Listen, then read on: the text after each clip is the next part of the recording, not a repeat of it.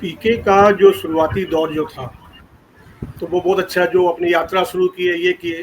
पीके खुद खुद बोले थे कि वो राघोपुर से चुनाव लड़ेंगे, लेकिन जब वो देखे कि नहीं मेरा मतलब यहाँ पे स्थिति खराब है, तो वो पीछे हट गए। अब क्या है कि वो अपर कास्ट का मतलब अपना सपोर्ट मन कर रहे हैं, और उनका सारा मैंने मैक्सिमम कैंडिडेट जो है वो अपर कास्ट से ही है। वैसे वो बोले थे कि मेरे लिए कुछ नहीं है, ये नहीं है, वो नहीं है, कोई जात पात नहीं, कोई ये नहीं, कोई नहीं, हम मुस्लिम कैंडिडेट को भी खड़ा करेंगे, उसको भी खड़ा करेंगे, इसको भी खड़ा करेंगे। लेकिन सबसे बड़ी बात है, खुद प्रशांत किशोर पीछे हटे सबसे पहले। तो वो इस पार्टी पर मतलब एक असर पड़ा है। वो प्रशांत किशोर बोले थे कि हम दो जगहों से खड़ा होंगे, एक राघोपुर और एक मैंने और जगह से खड़ा होंगे। लेकिन प्रशांत किशोर वो खड़ा नहीं, वो डर से नहीं खड़ा हुए कि वो जान रहे थे कि वो मैंने वो बुरी तरह हारेंगे। जी नमस्कार, मैं अजय वर्मा और आप देख रहे हैं न्यूज़ नशा। हम लिए चलते हैं आपको बिहार, जहां हमारे साथ प्रशांत शरण जी हैं। प्रशांत शरण जी बहुत ही सीनियर जर्नलिस्ट हैं। इन्होंने बिहार में, झारखंड में और काफ़ी तरीके से वहाँ के राजनीति को समझा है, लिखा है और आप तक पहुँचाया है। अब इनके पास हम जाते हैं तो सबसे पहला सवाल जो मेरा होगा, क्योंकि इनका नाम है प्रशांत शरण, और मैं जानना चाहूँगा प्रशांत किशोर के बारे में। दोनों ही, एक पीएस है तो दूसरे पीके हैं, एक पीएस हैं तो दूसरे पीके हैं। और ये पीके जो हैं ये ससाराम के हैं और कारागार कंस्टिट्यूंसी में उनका गांव पड़ता है। इन्होंने जब 3 साल पहले पदयात्रा शुरू करी थी तो इन्होंने कहा था कि हम जात पात से ऊपर उठकर बिहार में राजनीति को लाएंगे। आज की तारीख में जो सुनने में आ रहा है, जो देखने में आ रहा है, कि सबसे ज़्यादा जात पात इन्हीं के पॉलिटिकल पार्टी जन स्वराज पार्टी में लिख रही है। अब दूसरा सवाल है जो मैं जानना चाहूँगा इनसे, पीके के बारे में, पीके के पार्टी के बारे में इनफैक्ट कहा जाए तो बिहार चुनाव से रिलेटेड। ये प्रशांत किशोर आज की तारीख में पॉलिटिशियन हो गए हैं। इसके पहले वो पॉलिटिकल स्ट्रैटेजिस्ट थे और इन्होंने मोदी जी के साथ काम किया, बीजेपी के साथ काम किया, इन्होंने जेडीयू के साथ काम किया, इन्होंने कांग्रेस के साथ काम किया, इन्होंने टीएमसी के साथ काम किया। शायद ही कोई पॉलिटिकल पार्टी बची होगी, लेफ्ट बच गया है, अदरवाइज ये लेफ्ट के साथ भी काम कर लेते अगर लेफ्ट आज स्ट्रॉन्ग होता तो। आरजेडी के साथ इन्होंने काम नहीं किया है और कहा जा रहा है कि बिहार में इस चुनाव में ये एक शैडो बॉक्सिंग के लिए आए हैं। इन अ वे कहा जाए तो लोग यहाँ तक कह रहे हैं कि इनडायरेक्टली ये फील्ड किए गए हैं एनडीए के द्वारा। इनकी पार्टी को फील्ड किया गया है एनडीए के द्वारा, मुस्लिम वोट्स, दलित और इन उस तरह के वोट्स को काटने के लिए जो शायद एनडीए के पास ना आ पाए। खैर, हम उस पर नहीं जाते। ये पार्टीज के, पॉलिटिकल पार्टी के लोगों का कहना होता है एक दूसरे के खिलाफ, तो शायद इस तरह की कोई बात कही गई हो और इस तरह की बात हो तो हम शुरू करेंगे। क्योंकि देखिए, बिहार में क्या है कि 75 साल के मोदी जी ने 74 साल के मुख्यमंत्री के तौर पे, 74 साल के नेता को मुख्यमंत्री के तौर पे एक्सेप्ट किया। और नीतीश कुमार जी 74 ईयर्स है और मोदी जी का उम्र है 75 साल। तो मैंने इसीलिए कहा 75 साल के एक नेता ने 74 साल के एक नेता को एनडीए का मुख्यमंत्री मान लिया है बिहार में। दूसरी तरफ 140 साल के एक पार्टी ने मात्र 28 साल के एक पार्टी के नेता को मान लिया है अपना मुख्यमंत्री। शायद कांग्रेस ने जब तेजस्वी को माना होगा तो राहुल नाराज हैं और यही कारण हो सकता है कि 1 सितंबर के बाद जो उनका दौरा था उसके लौटने के बाद वो बिहार आए नहीं अभी तक। तो इन्हीं सारे मुद्दों पे हम चर्चा करना चाहेंगे और साथ में एक मुद्दा मैं बाद में लाऊंगा। तब तक मैं शरण जी के पास जाता हूँ। प्रशांत जी, बताइए जरा पीके के बारे में। पीके का जो शुरुआती दौर जो था, तो वो बहुत अच्छा जो अपनी यात्रा शुरू की है, ये किए। पीके खुद बोले थे कि वो राघोपुर से चुनाव लड़ेंगे, लेकिन जब वो देखे कि नहीं मेरा मतलब यहाँ पे स्थिति खराब है, तो वो पीछे हट गए। अब क्या है कि वो अपर कास्ट का मतलब अपना सपोर्ट मन कर रहे हैं, और उनका सारा मैंने मैक्सिमम कैंडिडेट जो है वो अपर कास्ट से ही है। वैसे वो बोले थे कि मेरे लिए कुछ नहीं है, ये नहीं है, वो नहीं है, कोई जात पात नहीं, कोई ये नहीं, कोई नहीं, हम मुस्लिम कैंडिडेट को भी खड़ा करेंगे, उसको भी खड़ा करेंगे, इसको भी खड़ा करेंगे।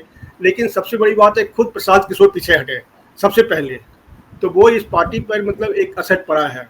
वो प्रशांत किशोर बोले थे कि हम दो जगहों से खड़ा होंगे, एक राघोपुर और एक मैंने और जगह से खड़ा होंगे। लेकिन प्रशांत किशोर वो खड़ा नहीं, वो डर से नहीं खड़ा हुए कि वो जान रहे थे कि वो बुरी तरह हारेंगे।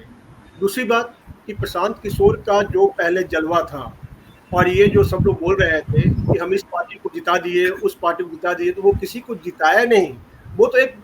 वो उनका कंसल्टेंसी फॉर्म था, अपना पीआर फॉर्म, उसमें काम कर रहे थे, वो नारा दे रहे थे, ये कर रहे थे, आईटी सेल उनका मजबूत था, ये था।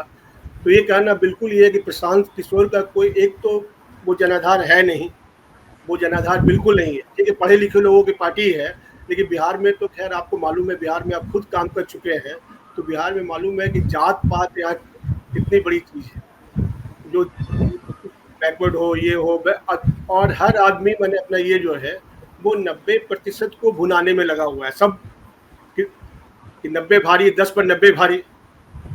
लेकिन 10 भी जो है, 10 थोड़ा सा जन सुराज मतलब ये कोशिश किए कि हम उस पर 90 पर भारी पड़े, लेकिन वो पीछे धीरे धीरे मैंने वो हटते जा रहे हैं। दूसरी बात कि नहीं, वो नीतीश कुमार की जो आप जो बता रहे हैं कि 74 वर्ष के हैं, तो नीतीश कुमार का बिहार में फिलहाल अभी कोई विकल्प नहीं बन पाया है, कोई विकल्प नहीं।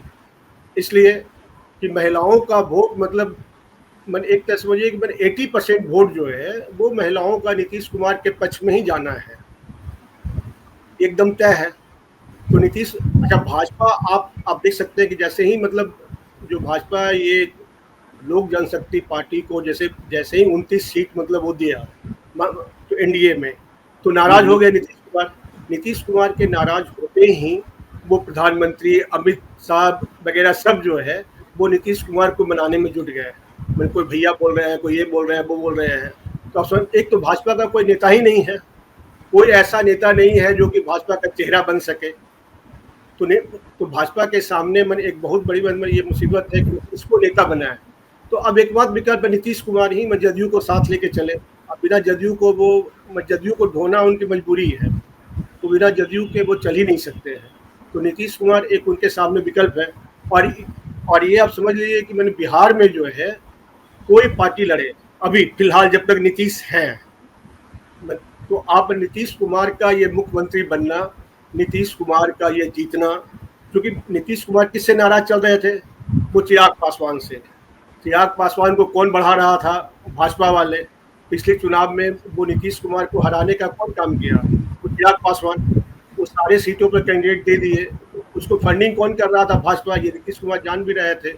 अभी क्या हुआ कि जब 29 सीट जहाँ मैंने उसको मिला, तो ये नीतीश कुमार कभी नहीं चाह रहे थे कि 29 सीट वो मिले उसको, चिराग पासवान को, लेकिन वो दिया गया। तो मेरे ख्याल से जो है जन सुराज एक अब वोट कटवा पार्टी के रूप में अभी है, वो वोट काटेगा, मतलब आरजेडी का, वो कुछ मुस्लिम का, कुछ इसका, कुछ उसका। तो 4-5 सीट वो, मैंने कोई शक नहीं, 4-5 सीट वो ले आएगा, मैं इसमें कोई शक नहीं है, 4-5 सीट आएगा। क्योंकि एक मतलब मैंने कास्ट का जहाँ वोट है, क्योंकि भाजपा इस बार कास्ट समाज को मैंने एकदम उपेक्षित किया है। तो कास्ट को एक कैंडिडेट केवल कास्ट का मैंने खड़ा हुआ है पटना से, और जो पटना का तीनों सीट जो कास्ट का था वो सब पे हटा दिया, किसी को बैस्ट को दिया है, किसी को इसको दिया है। तो इससे कास्ट समाज भी नाराज है, तो उसको बुलाने का काम वो जन सुराज भी कर रहे हैं। तो हो सके 2-3 सीट मतलब उनको मिले, मैंने इसमें कोई शक नहीं। और ऐसा जन सुराज का कोई यहाँ पर कोई ये नहीं है। मैंने जो जिस तरह से 2 साल पहले जो बना था उनका हवा बना था, लेकिन मैंने अब जो है अब कोई चुनौती मतलब वो नहीं है उनका फील्ड में। अब सीधी टक्कर आरजेडी और इसमें है। कांग्रेस भी मतलब कोई ही है, कांग्रेस का भी कोई अब देखिए, उसको मजबूरी में तेजस्वी को सीएम घोषित करना पड़ा, उसको मजबूरी में। वो तो राहुल गांधी नहीं चाह रहे थे, हर मीटिंग में मतलब जो हो रहा पब्लिक मीटिंग में, तो तेजस्वी को बहुत अच्छा कि सीएम कैंडिडेट को बनाए, लेकिन जब राहुल मंच पर थे वो कभी अनाउंस नहीं किए। बाद में फिर आना पड़ा दूसरे नेता को, तो वो प्रेस कॉन्फ्रेंस हुआ, तो इसके बाद मतलब ये हुआ, तब जाकर तेजस्वी को चेहरा घोषित किया गया है, जिसे कांग्रेस में राहुल गांधी अभी तक नहीं मान रहे हैं। तो क्या उनकी नाराजगी का कारण यही है कि सोनिया जी ने शायद अशोक गहलोत को कहा कि जाओ जाके बिहार में मामला शांत करो? अशोक गहलोत आते हैं यहाँ, आके लालू जी से मिलते हैं, तेजस्वी से मिलते हैं, और फिर घोषित करते हैं तेजस्वी को अपना पार्टी एनडीए का, इंडिया अलायंस का चेहरा।